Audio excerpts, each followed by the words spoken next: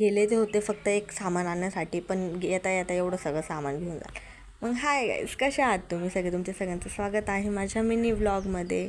भैया आज मी तर खूप उशिरा उठले होते आणि उशिरा उठल्यानंतर मला असं कळलं की आज घरी मम्मी पप्पा आणि आजी परत येणार होते, कारण की ते सगळे पुण्याला होते. म्हणून घरी एकटी होते तर घर कसंही ठेवत होते, पण म्हटलं आज नाही तर म्हटलं घर आवरून घेऊ.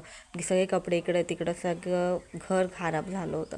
त्यानंतर म्हटलं कपडे धुवावे, पण वॉशिंग मशीन लावायची होती. पण श्रीरामपूरकरांचं आत्तापर्यंत कळलं नाही भाई प्रॉब्लेम काय. सॅटर्डेचे लोक लाईट का घालवतं मला हेच कळत नाही.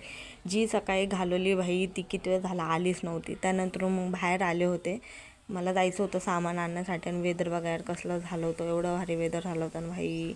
मग काय घरी आल्यानंतर घेतलं जेवण बनवण्यासाठी, कारण की ते लोक दुपारीच येणार होते.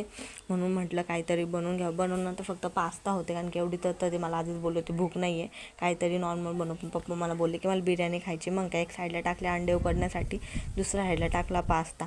ते उकडूपर्यंत म्हटलं जे किचनवर एवढं पसार झालं आहे ते तरी आवरून घ्यावं. मग काय घेतले जेवढे भांडे होते तेवढे घासण्यासाठी, कारण की ते उकडूपर्यंत माझ्याकडे काही काम तर नव्हतं. घर पण आवरून झालं होतं, सगळं आवरून घेतलं. मग म्हटले ते तरी आवरून घ्यावं.